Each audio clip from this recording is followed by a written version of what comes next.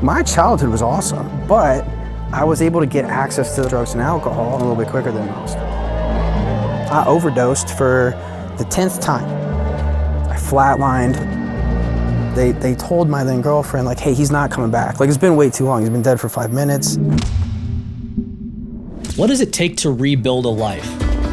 To rise from the ashes of addiction and rediscover purpose, meaning, and hope? I've walked that road myself. The principles that helped me recover didn't just save me, they reshaped how I live. Now I'm sitting down with guests from all walks of life to ask a bigger question. Could these same principles help anyone? Not just people battling addiction, but anyone who feels stuck, broken, or searching for something more. I'm Aaron Prager, and this is American Recovery.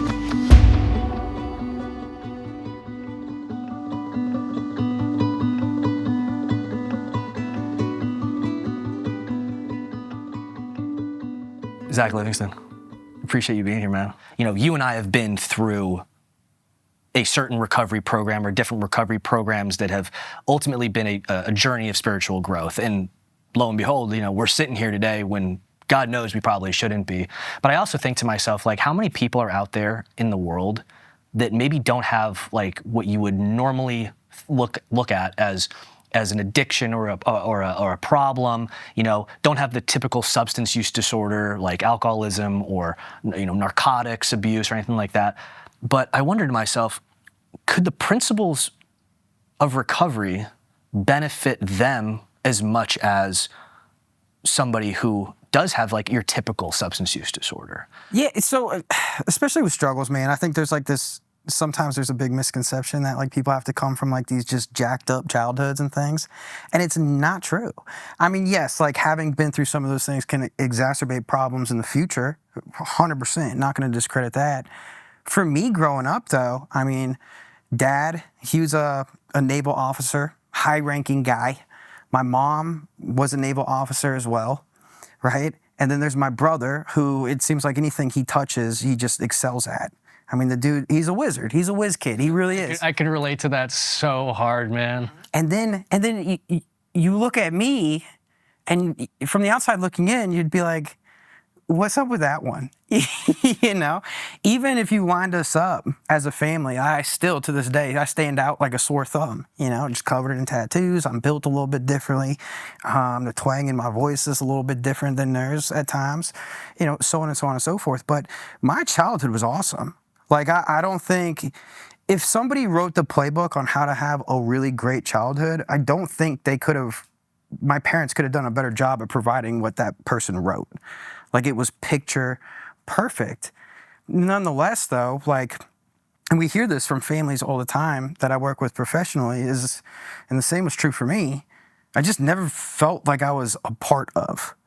You know, I always kind of felt like I was sort of like this alien being, like waiting for like the spaceship to come finally be like, hey, we came back to get you. And I could be like, finally, like my people, and fly off to wherever and feel a part of it. And that just never came. So if you had this life that, you know, from the outside looked nice and neat, and I can relate to it too. I mean, you know, people watching this know who my father is. I did not have a crazy life. Sure, my parents got divorced, whatever. But that didn't make me the way that I was necessarily.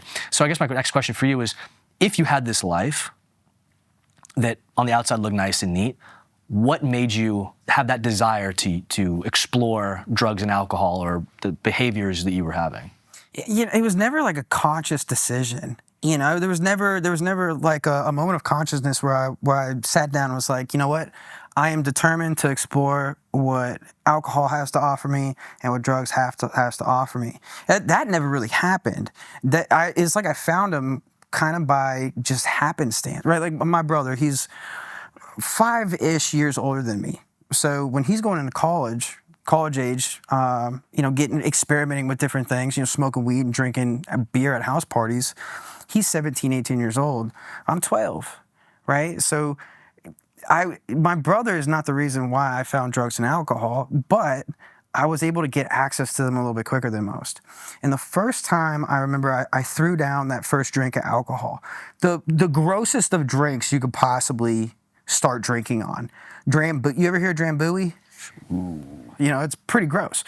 But when I had that drink, I remember I could still romantically, even now, at 35 years old, at 12, I could romantically remember like how it felt warm going down my esophagus and hitting my belly. The euphoric recall. Oh man, and then extending out to my extremities. And it was for the first time in my life when I had that Drambuie, it was like a spring had just been tightened and tightened and tightened the previous 12 years in my gut. And when I drank that, it was like, and I felt like it was like my shoulders could finally hang down. All of a sudden, like these different fears that I was driven by are no longer driving me. Like I felt a part of. I felt like I could, go talk to that girl, or, I could be the guy on the sports team, or whatever the case may be. Like alcohol became kind of my weapon that allowed me to actually go out and do life. I mean, I 110% relate to almost everything you just said. Like the phrase I like to use is when I got sufficiently intoxicated for the first time, I was overcome. I was washed over with this feeling of I am home. Like this was like the missing piece. But I also think to myself, because we look at how many different, recovery programs are out there and what they specialize in, it's not just substance use or, drinking or whatever it is, I think to myself, how many other people are out there who struggle with, let's say, a behavior? Millions. But more specifically, that they get washed over when they engage in a certain behavior. Like, is it shopping? Is it gambling? Is it, could be something that most people aren't even aware of, like being codependent to a fault where you're actively acting against your own interests in service of somebody else. But that can only last for so long, could it not?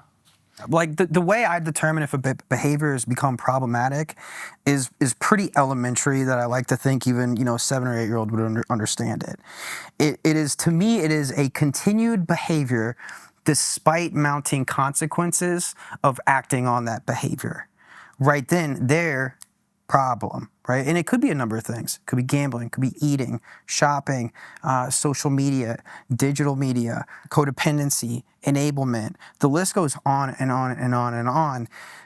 But there's a big misconception that it has to look like something extreme all the time, taken to really extreme levels. Like we think of the alcoholic pushing the cart, sleeping under the bridge, or we think about the guy who gambled his way into bankruptcy, or the person who became addicted to eating, to food, that ate their way from a healthy 180 pounds to 450 pounds.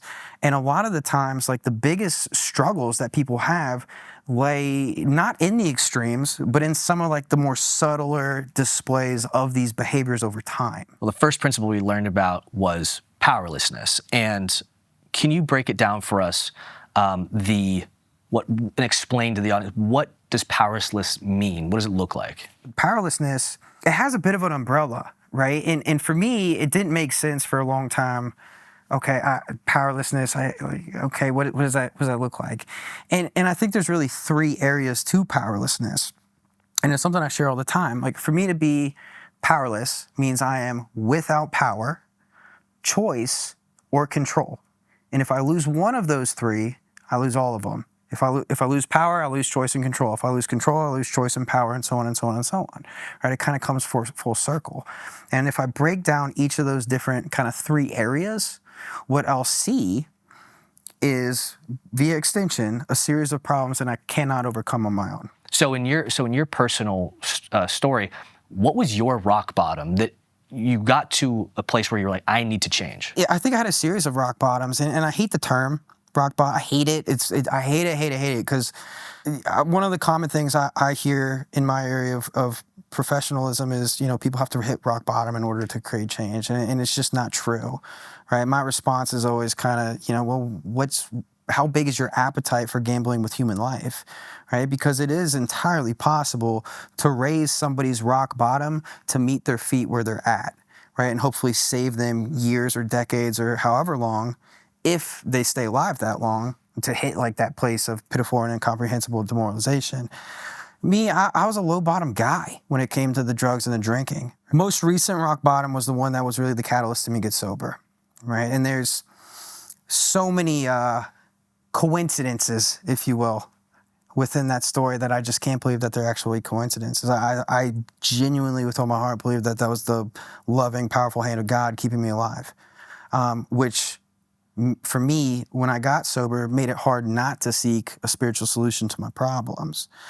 But long story short, man, I overdosed for the 10th time. I flatlined for 5 minutes, and I'm talking paddles, defibrillator, clear, like the works, right? In the worst of situations. So I'm living at my then girlfriend's house, which was her parents' house, which is a real cute way of saying I was homeless, you know?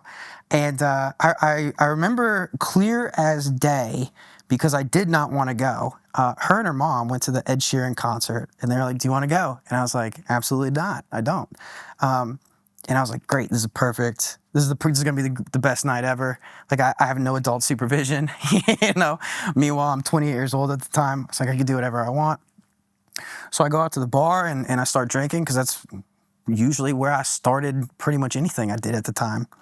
And I got the great idea that I wanted to get a bag of Coke.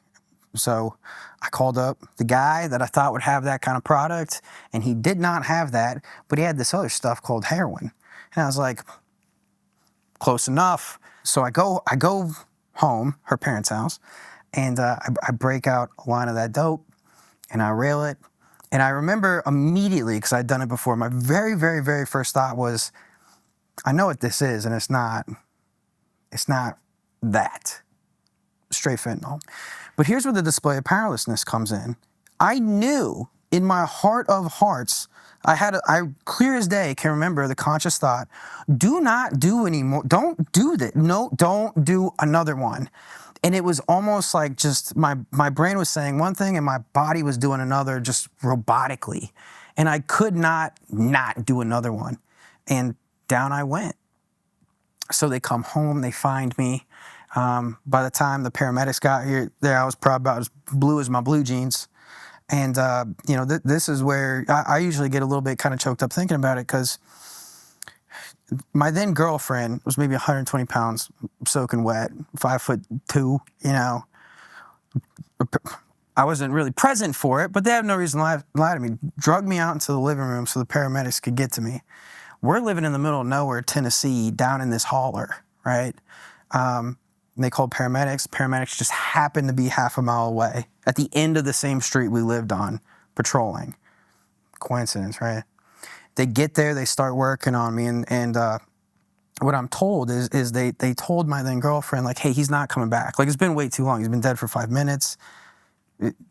He's not going to happen. And if it does, like, he's going to have significant brain damage. Like, he's going to be a vegetable. And she swears every which way that she said a prayer, like, God, if it's his time, bring him back. And if it's not, just take him. Back. Conscious, talking, same way I'm talking to you right now. Very under the influence, but conscious and talking nonetheless. Was completely fine from that. So I ended up going to the hospital, and like now I'm at that fork in the road because I was legitimately angry. I was angry. I was like, I wasn't suicidal in the sense that like I actively wanted to kill myself, but I was definitely suicidal in the sense that like I wasn't really thrilled on the fact that I woke back up. I was like, man, I had my out. Like I know what's going to happen now. Like I don't want to do it, but it's going to happen again. And I was at that fork. Do I go right? Do I go left? And I couldn't picture going down either one. Well, what happened right there to make you choose one direction over the other? It's the motivator of, I can't feel like this anymore. I just can't. I cannot fathom a life where this is my day-to-day until I eventually don't wake up. And I finally agreed to just be like, you know what, I'm going to try it. I'm going to try it. I'm going to try what's being suggested of me right now. And if it doesn't work, at least I tried. You mentioned something in your story, which thank you for sharing that, by the way. It's a powerful story. And I think that everybody's testimonials who have come through some hellacious point in their life, it needs to be told to people. I think a lot of people nowadays think that their situation is the worst. Mm-hmm. And they live in that a little bit too much. But something that you said, I want to double in on for a second. You said if they haven't hit rock bottom themselves, you can bring the floor to them. I don't want to misquote you. Yeah, I that is what I do professionally. is curtail people's rock. That's what intervention does. As an intervention, What does that look like exactly? so we have two options when it comes to people hitting rock bottom. We play the waiting game, which, depending on what the struggle is, could be a gamble of human life. I've never been able to give that the stamp of approval, and I still can't, and I don't think I ever will, right? It is a gamble. And to me, it doesn't matter what it is. It could be someone who's overeating themselves to death, right? There's still acuity there. There's still urgency. There's still risk. Option two, manipulate the circumstances to allow bottom to meet them where they're at. And that's what intervention is. Intervention is it's got a lot of mystery shrouded around it, and I'm not dogging the TV show. I like it. I did it, right? Like, hope to do more of it, but man, it's not always what's portrayed on TV. Like, intervention is not something where we just boot the door open to someone's house and kidnap them into recovery, into treatment centers. It doesn't work like that. So it is a very premeditated, pre-planned, pre-orchestrated demonstration of love via a unified family front. That is what an intervention is. And through that unification process of the family, what we want to do is we want to close all the doors except the one that leads to recovery. Whatever that struggle that they need recovery is, right? Because we've done a ton of interventions that have nothing to do with substance abuse at all. At all. It could be untreated mental health. Right? Somebody who's schizoaffective and then they just refuse to be med compliant, refuse to take part in their own health care, and will not seek help. We can do an intervention for that. We've done interventions on gambling addiction, pornography, sex addiction. We have done overeaters, eating disorder, all kinds of interventions, but we've done them all because intervention works for them all. But the thing about addiction, regardless of what the addiction is, it can only thrive in an environment that allows it to exist. I love that saying. I mean, I bill myself as an open recovery as well. And raising the bottom to meet you, as you said, my experience with that was my father looking me dead in the eye and going, "Listen, I know what you're doing. Don't bring it around my family." That's what he said. I'll never forget those words, my family. And that was one of my personal experiences with, I didn't realize at the time, but hindsight's 2020, powerlessness. I had to practice powerlessness over the fact that I can't do a damn thing about what my father's gonna do. He's gotta, and then I can look back now and be like, I probably would've done the same thing too.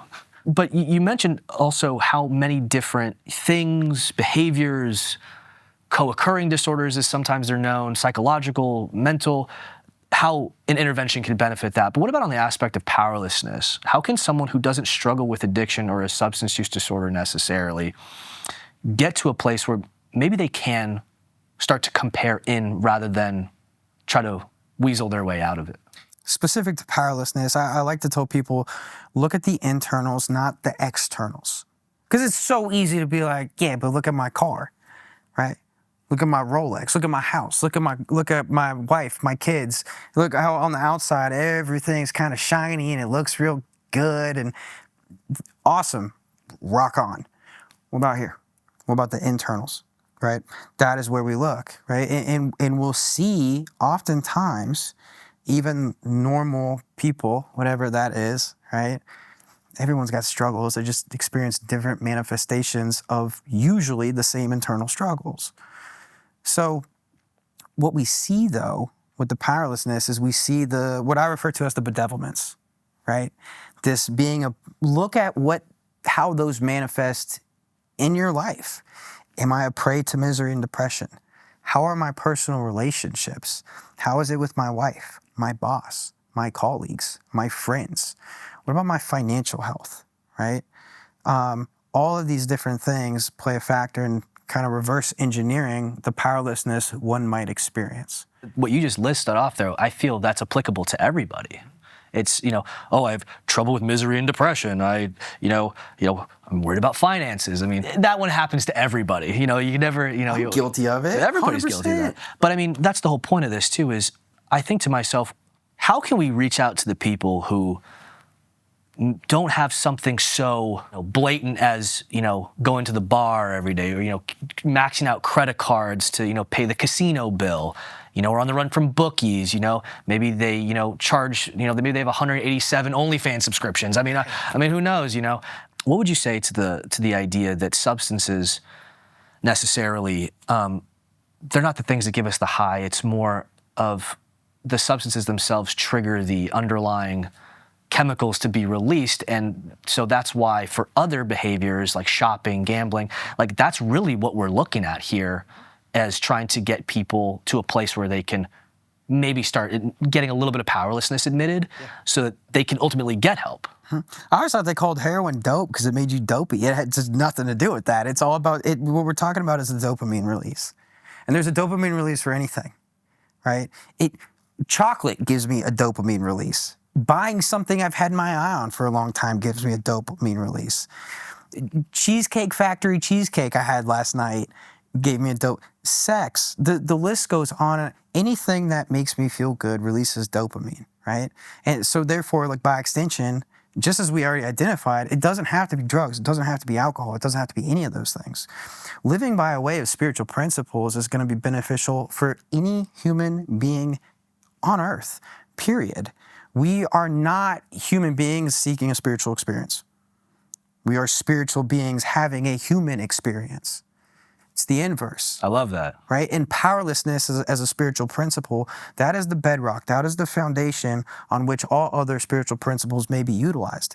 Because if I am full of the power and I have no powerlessness, well, then I'd be God. I wouldn't need it. I definitely wouldn't need the rest of the principles. I wouldn't need principles like integrity and willingness and courage. I'm a spiritual being having a human experience, right? That doesn't make me immune to having some areas of agnosticism in my life, some areas where I'm the one running the show, right? And for me, it's like full disclosure, that's usually my finances and romance. Typical guy. It's usually money and relationship with my wife. Yep. Right? What finally pushes people into, reaching out for help at the end of the day? What does that look like? When their circumstances get worse exponentially quicker than they could lower their standards, and you hit that spot. For me, that was that fork in the road that I described. Like I said, it doesn't have to look that extreme because it's not externals, it's internals. I think that point, regardless of what the struggle is, and regardless to what extent they've had to go through to get to that point is still that point, and it's necessary. I think that's when people make that reach out of like, man, I don't know what to do in this area of my life. Me and my wife are fighting all the time. I don't know what to do. You have a healthy relationship. What do you guys do? Or man, like I keep spending, I can't stop spending money on, Like you got financial health. Like what do you do? You know what I mean? It could be anything. Dude, I can't stop eating Twinkies. Would you say there's maybe an element of freedom in admitting powerlessness then? 100%. 100%. The first time I admitted powerlessness, just drawing on my own experience, that same spring when alcohol was working and it just gave me that release. Well, eventually the things that would give me like that dopamine hit, help served me, helped me do life. Slowly over time, I stopped doing that. And that spring starts getting sprung tighter and tighter and tighter and tighter again. When I first admitted powerlessness in my life, I'm not going to say it was to such an extreme, but I did have a similar effect of like that shoulders dropping. Okay, so we're going to be okay. You had no place to go but up at that point. Well, when I admit powerlessness, I don't have to keep trying to fight everything myself in single-handed combat. It's never worked anyways. I love that analogy of fighting yourself in single-handed combat. Because at the end of the day, like, what are we really fighting against? Like, what else are we fighting against? Are we fighting against people, places, and things? Are we fighting against ideas? And, going back to dopamine in a way, it's like, I've seen countless examples of people who, as soon as they stop, and I'm not even talking about substances, just they stop this, And then they're like, why am I depressed? My life was supposed to get better. It's like, well, you've been flooding your dopamine center with this stuff for God knows how long. When I got sober myself, crystal meth and alcohol, lethal combination of just blowing out your dopamine and serotonin receptors. I wasn't happy for like 3 months. Granted, I would go depressed to manic and back. I'll go depressed, manic. You saw that firsthand. You saw it running around, yay, going crazy and whatnot. Manic Aaron's great. You know what I mean? I don't know about that, but I love that how you're saying that you're confirming to me that there is a freedom in this. But more importantly, do you think that people generally, like, how do people feel after admitting powerlessness? It's a very individualized response, right? Some people have my experience and that spring releases and there's a sense of freedom. Other people, they feel a sense of shame, and one thing you mentioned old ideas. I would argue that is why we feel those kind of things, those shames, right? My old ideas are not serving me, right? Part of a way of practicing spiritual principles is practicing the principle of being present with the principle you're trying to practice. I know that gets a little heady, but nonetheless, I have to be present in the moment. My old ideas are constructed from years past. And when I bring those old ideas from my old experience into my current experience, they block me from having a current experience, and I will not have a new experience. You see what I'm saying? Does that make sense? So part of the pros of powerlessness is I have to shatter those ideas. Not even stomp them out, I gotta shatter them so much that they can never, ever, ever be, not break them, shatter them. So they can, if I break it, I can put it back together. If I shatter it, it is impossible to reassemble. I need to do that with my old ideas. I have to, right? Because old ideas for me, like I said, growing up military household, my mom and dad are not what you would picture when you hear high-ranking military officers. There's no bouncing quarters off beds. My dad is probably the coolest dude I've ever met. Like, there's just something about the guy. You just want to hang out with him. It's like, this guy's rad. But it was never like, you will do the dishes at 1,800. Like, it didn't look like that. You know what I mean? But I had a lot of old ideas that I constructed from seeing how my dad kind of operated, right? Whose fault is that? It's not what I was taught. It's what I interpreted and then applied to the world as fact. So old ideas for me looked like powerlessness is weak. Real men pull themselves up by their bootstraps. Real men don't cry. Real men don't talk about their problems. Real men don't need God. Is there a difference at the end of the day between giving up and surrender? Is there a difference between the two? Is one positive or negative? I think it depends on the person's interpretation and viewpoint on it. Here's mine. To me, giving up looks like I'm just going to lay down and die right here. I'm done. It means no additional action will be taken on my part. It means I'm out the game and I'm never putting on the jersey again. Good luck, guys. I'm taking my ball and I'm going home. That's what giving up looks like to me. Surrender looks very different to me. Yeah, hell, drawing on the military family, right? I'll go with the military definition of surrender. Stand on the side of the road, lay down your arms, await instruction. To me, that's the difference. There's going to be continued action afterwards, but it's not going to come from my own self-serving instruction that I give to me. Well, that can be scary. 'Cause you don't know what's going to happen next. How did you try to control, before getting sober, your addiction? How did you try to control? What were the measures that you tried to put into place there? Oh, gosh, they're laughable in hindsight. But every time I put like one of these little manipulative tactics on like how I'm gonna tweak my drinking or drug use to make it not come back and just destroy me, it was always a Hail Mary toss at best. My favorite one was, I'm just gonna drink beer, no clear liquor.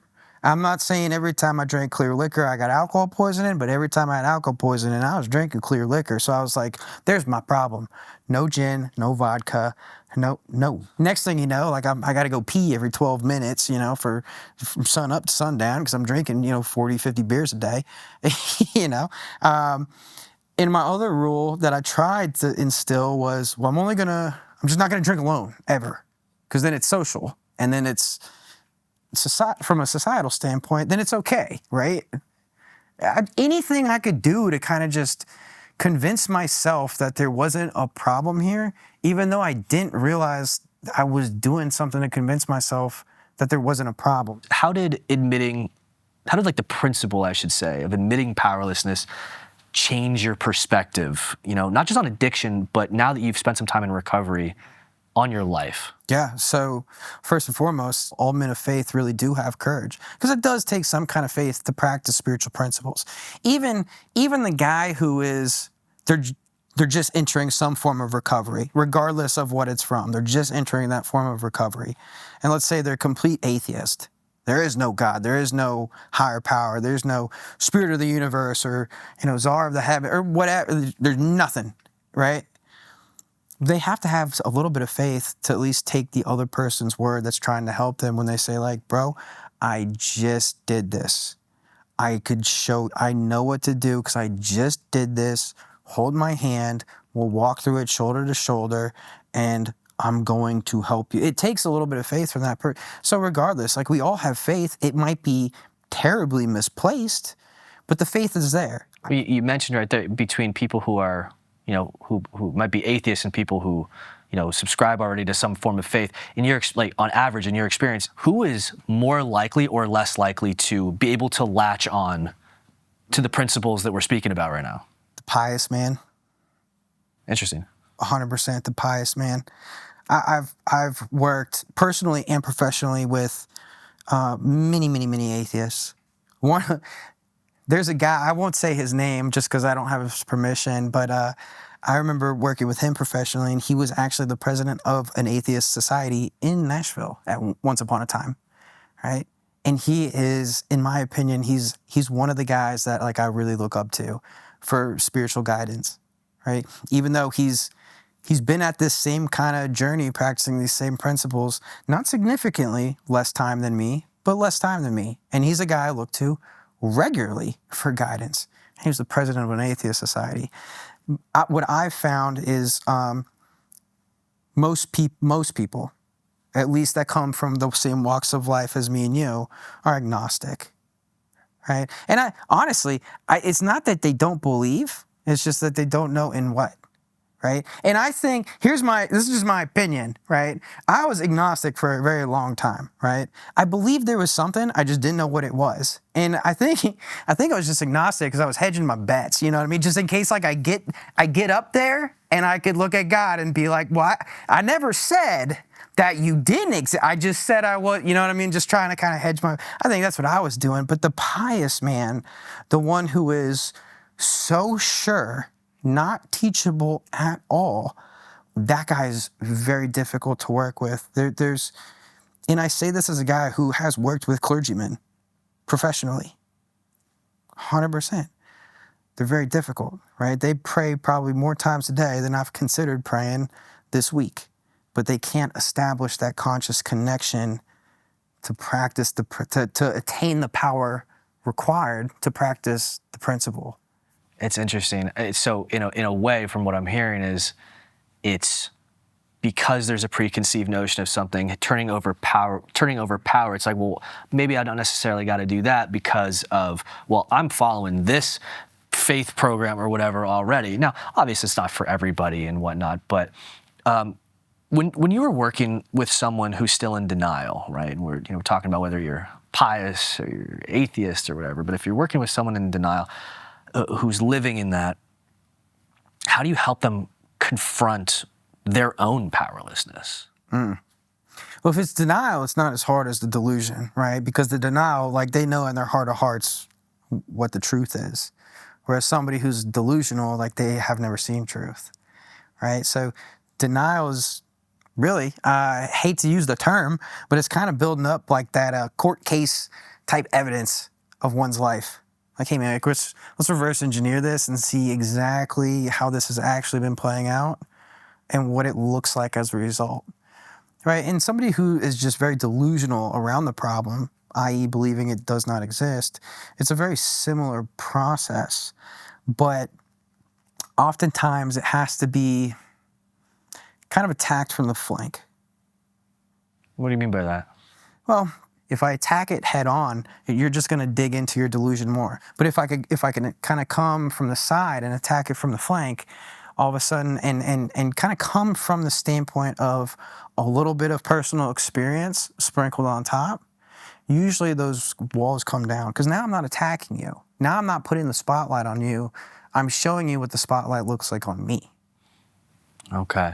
Does that make sense? It does, and it's well, I could relate to that in firsthand experience. I mean, I remember walking into certain rooms of recovery, and I wasn't beaten over the head with listen, you have a drinking problem, you have a drug problem, and I'd be like, sure, I weigh 92 pounds and have no relationships and no anything, but if we're able to start bringing people to a place where they compare in rather than being like, listen, I'm going to reject the ideas that I'm being presented with because of my own preconceived notions. But if somebody says something that they can relate to, that could be the game changer. That could be the seed that gets planted. And I think that a lot of people nowadays don't have enough appreciation for that because, you work with families, and as an interventionist, I would assume that these families have a strong connection to the loved one, and they've tried everything to fix this individual, but the anger only gets them so far. What could you say to, let's say, a family member to get them to maybe realize that this is a sick individual? This is not a bad individual. This is just somebody who is delusional, who is living in their own thing and needs help. What would you say to them? Well, look at talking about powerlessness. It's the display right there on the family side. Powerless over another person's addiction, over their struggle. Complete inability to make any kind of change on it whatsoever in and of themselves. That's the key part, right? Solo. Can't do it. When I think about that too, there's this cat, and he's passed away since, but I always just really loved this dude named Father Bill. Father Bill. You know Father Bill. Very well, actually. Yeah. Father Bill always impressed the hell out of me. And I remember the first time I met Father Bill, I was 19 years old. And then I met him again when I was probably 25, 26. And he immediately remembered me. It's like, I know, you're Zach. It's like, that's kind of freaky. He did have an insane memory. Yeah. He was old, and he was sharp as could be. But I remember him always talking about like the disease concept, right? It is defined by the CDC. Alcoholism, drug addiction, called substance use disorder if you want, is a disease of the mind. It centers in here. Once again, it's not in the externals. It's not in the externals. It's a disease of the mind. It is progressive and fatal by nature, meaning it never gets cured, ever. What would you say that powerless looks like to you nowadays in sobriety? Where does it show up that you need to exercise it the most, I should say? Probably my home life. You throw a wife and 2 small kids in there, and all of a sudden, it becomes real tempting for me to want to, quote unquote, play God. And be like, this is what you need to do, and this is what you need to do. Here's the truth. I don't know what they need to do. I have no clue. None. Completely powerless over it. I have one role and one role only. That's it. To really demonstrate my own personal belief and faith and love in whatever this higher power is through my actions towards them. That's it.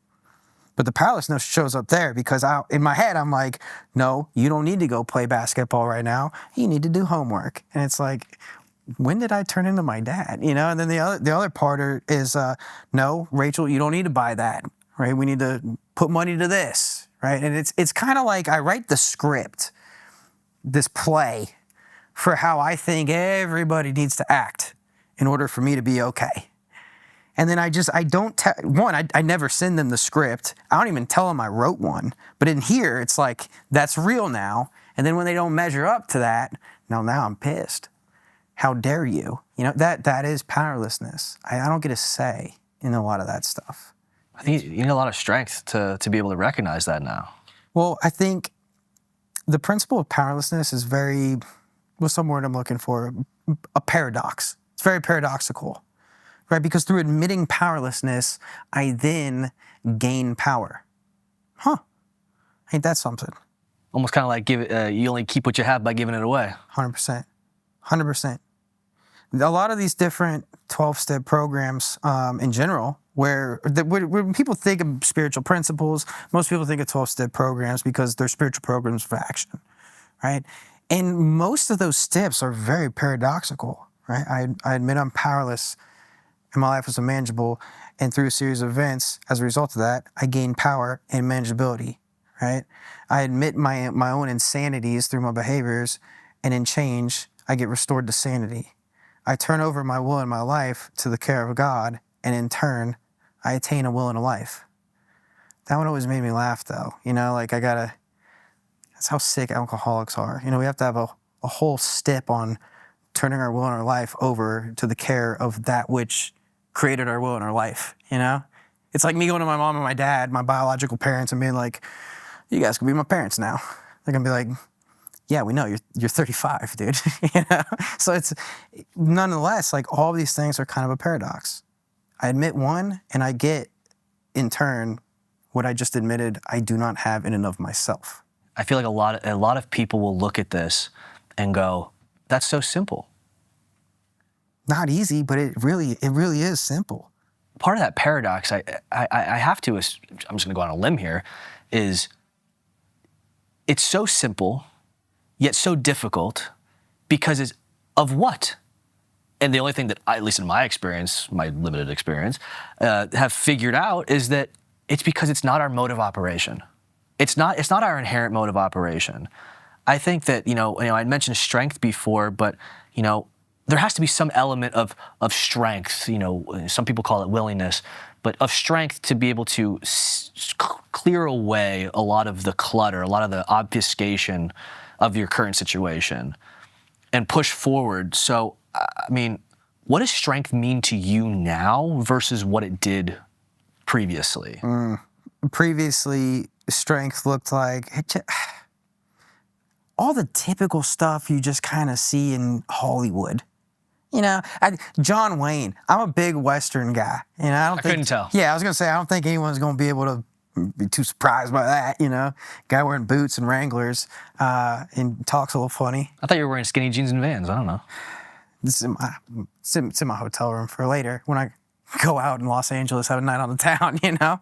But I think of, in terms of strength, I would be like the John Waynes, Clint Eastwoods, right? Or my all-time favorite, I look at Val Kilmer as Doc Holliday in Tombstone. It's the best Western on the face of the earth. I'll argue that with anyone until I die, right? Love them. I would look at those guys and be like, that's what strength looks like. That typical, like, just overly masculine, just drive and air about you. And I couldn't be more wrong, right? To me, today, strength is two things. In the literal sense, right? If I have a hard time picking up a 5-pound dumbbell, I am physically weak. Cool, got that part, that's easy. But as far as internal strength goes, right? Emotional strength, spiritual strength, mental strength, the strength that's important, right? To be physically strong only is probably the greatest limiter I think any man can actually experience, right? But to have spiritual strength, mental strength, and emotional strength, I think is one of the greatest assets any man can experience, because that strength is determined by, in my opinion, be clear when it's my opinion, in my opinion, my ability to go through situations where I do not know what the outcome will look like. I don't know if I'm still going to have saved face throughout the process. I don't know if I'm going to be in what I determine is a better or worse scenario as a result. To me, that's what strength looks like now, is trusting and relying upon God in all areas of my life, despite the current circumstances. In the same vein, then, do you think people who are unable to get past this concept, are they doomed to never have the type of strength that you're talking about? Or is there a middle ground to this? It's a good question. And the honest answer is, like, I can't tell you with 100% surety. I do have an opinion, though. And I'll always be clear when it's my opinion, which translates to, like, take it for what it's worth. My opinion on that question is no, I don't believe that they will. I don't believe that they will, right? How can I be taken to new levels of consciousness and new experiences that I've never had before? How can I be taken past where I'm currently at based on my own power if my own power has never yielded those results before? But so for people who don't have, substance use disorders, more broadly speaking, what are the first signs that someone might be losing control in their life? Because does it look different, or is it, or is there some similarities? Yes, I always say look at the mounting consequences associated with the behavior that is the behavior that's being struggled with, right? Example, let's say you have somebody who's struggling with enablement. All right, I'll keep it on me. Like I said, 2 young kids. One's 14, one's 7. We'll go with the 7-year-old. I want to enable him sometimes, big time. Because he's past that point where, like, the Velcro shoes are cool, Now they got to he wants, like, the little, like, mini Jordans and stuff like that. And you got to lace them up, which means he's got to learn how to tie his shoes, right? I'm not always the most patient person, So it's real, and this is a very elementary example, but it would be very easy for me when we're running out the door to be like, bro, come here, I got you. Shoes tied, problem solved, away we go, never late. It's a lot harder for me to take a step back from the enablement and be like, no, you're close. Try doing it this way. Go around the opposite way and then back through the hole. You see what I mean? It takes longer, but it's easier for me to just enable him in the situation. The problem is when I continue to do that, the next thing you know, I'm gonna have an 11-year-old who's like, can you tie my shoes? Bro, you're 11. You see what I'm saying? There would be a mounting consequence attached to the continuation of me enabling that 7-year-old child, right? So I always want to look at what those consequences are, regardless of what area of my life they're in, and how they're currently manifesting as a result. I guess more speaking broadly then, how does the fear of judgment, maybe from others or from society, prevent people from admitting and being able to take a look at, because that's really what we're talking about, is being able to take a look at your life for a second and see the power over of, I have to be in control of everything at all times? My first question to an individual who has that thought would be like, well, who specifically is the judgment coming from? And why is that even important? And this is where I'm not trying to be an asshole, but I'm just gonna be honest, right? Most Americans can't touch $1,000 in an emergency situation in cash, right? The overwhelming majority of people are vastly overweight. Most people have zero discipline, zero tolerance, zero, et cetera, et cetera, et cetera. Am I really interested in the judgments of others who do not have what I want spiritually? Why am I concerning myself with that? I feel like people get caught up in that a lot. They do. People get caught up in, and I'll speak from firsthand experience with this. I was told early on, find someone who has what you have and attach yourself to them. And I'm looking at things that are materialistic. You got the BMW, he's got this. It turns out the guy's kind of a schmuck. He's not my favorite person in the entire world, nor is he living his life behind the scenes actually along spiritual guidelines. But then I find the guy who, did have a distant relationship with his father, who is able to come back into his family, who then ultimately is able to be of service and show up for that family when necessary. And he has a job that he makes legal money. It's a crazy thought, right? Legal money. Who would have thought, right? But meanwhile, I got all the people back in my previous life going like, look at this guy, this judgment, right? But I think it's true to what you said, though. the inherent mechanism in people's brains, especially who, coupled with, and I'm talking specifically about the people who are, their world circumstances are now dictating that they need to pursue some sort of spiritual growth because their life circumstances are crappy. That focus on other people is almost deadly. Yeah, it is. Because at that point, you're being driven by fear. You are being driven by fear. And I think words are really important, especially the word driven, right? Let's pretend we're in Tennessee, right? We're cruising around Nashville and you're visiting me. We hop in my truck. I'm driving. It's my truck. You can't drive it. Get in the passenger seat, right? You are now being driven by me. You have zero say in where we go, how fast we get there, how many laws we break on the way, how often I decide to Tokyo drift an F-150 around Briley Parkway. You have no say. You are being driven. And when people are driven by fear, it's the exact same thing. Once again, there is no power. There is powerlessness within being driven by fear. And I think that the fear, if we could switch the framework on the fear, instead of being like, okay, this is just something I'm afraid of, to being able to look at it along the lines of, could this be, is it possible that this fear is the result of an area of agnosticism in my life? Do you think that society plays into this at all? I do. I mean, it's hard not to, in my opinion, to make a societal connection to that. I mean, you go on Instagram, you go on social media, and, not to sound like the old guy with too many tattoos, but how does somebody go on those different platforms and not make comparisons and be like, that's where I should be, or this is how it should look for me, or I don't want this person's rolling around Miami in the Lamborghini. Like, I don't want them to see me in the Honda Civic, living in a rundown cabin in the woods or something.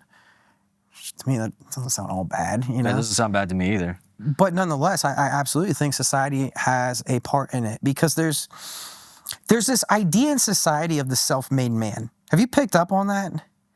I think it's bullshit. I don't think there's such a thing. I think there's people who are arrogantly delusional in believing that they're self-made.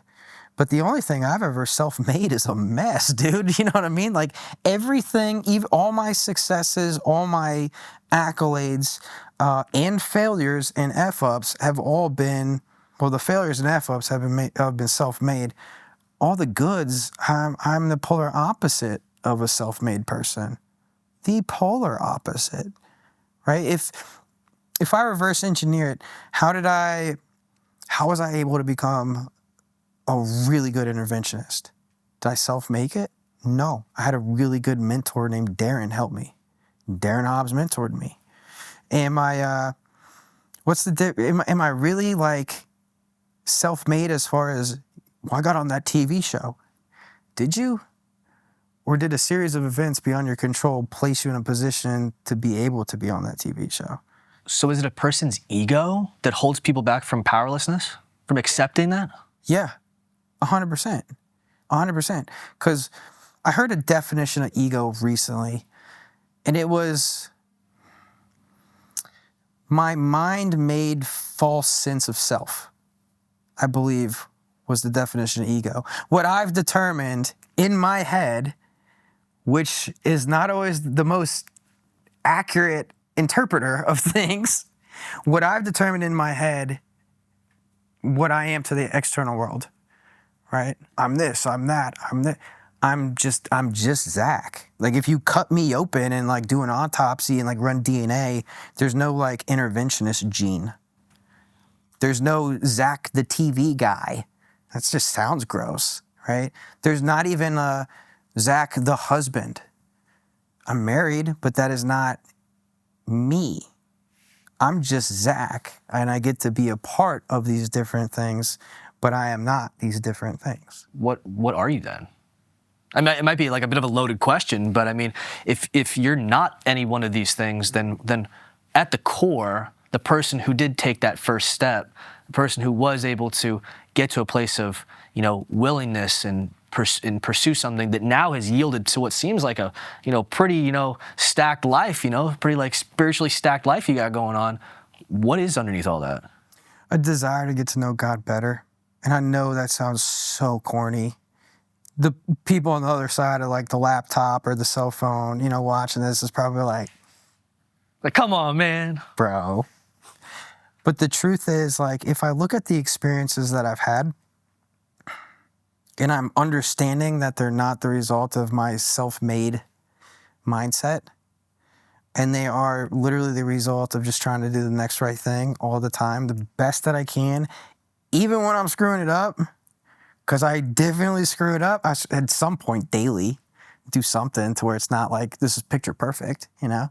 I want to experience more of that. And I have to ask myself the question sometimes of like, do I think God can move me past where I am now into deeper levels of consciousness and new experiences with God and God's children that I've never had before? And I think yes, but then I also have to think of like a follow-up question, the question being, but will he, for me, as I am, with my flaws, mud on my face, just trying? And I think the simple fact that when we practice a spiritual way of life, what we're trying to do ultimately is we're trying to please God.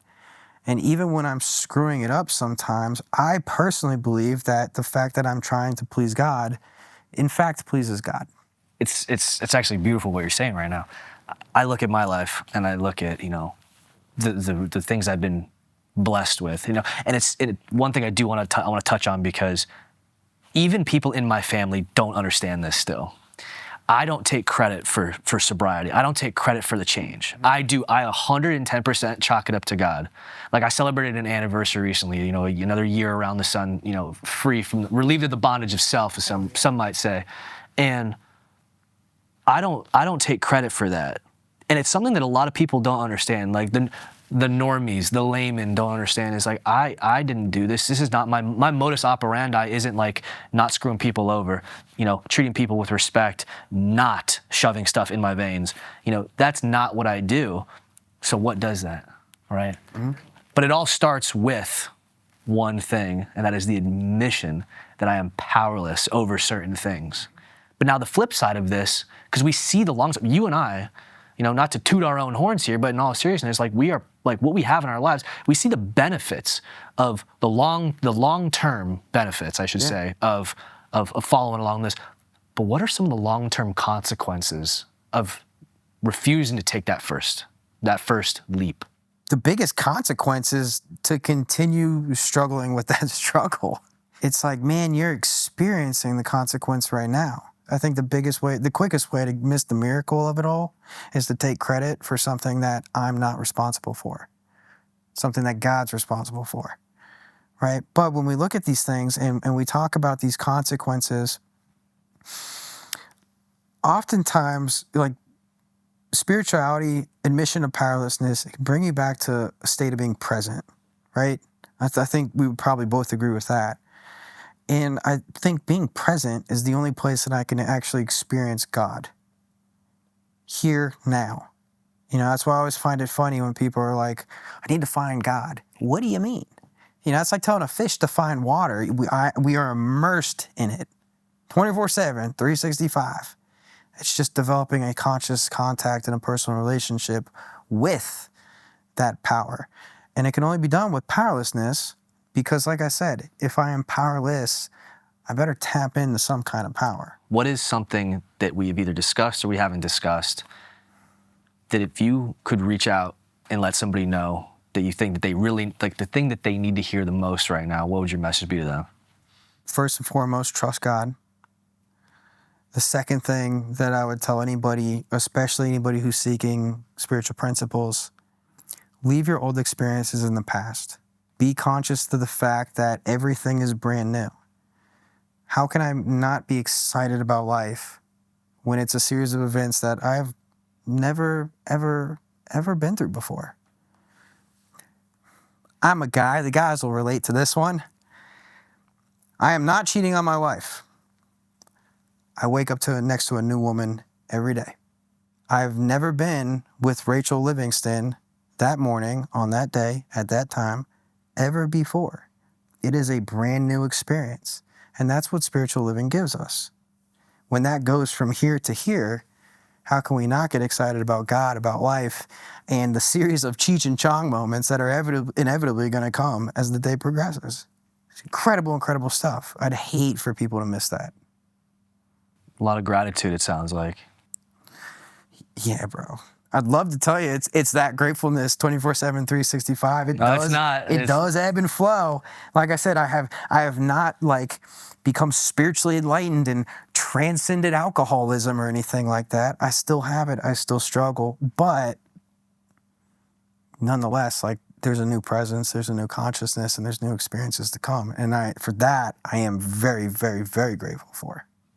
Well, Zach, I appreciate you taking the time today, man. It's great to see you. Dude, it's so good to see you. Thanks for having me. Absolutely.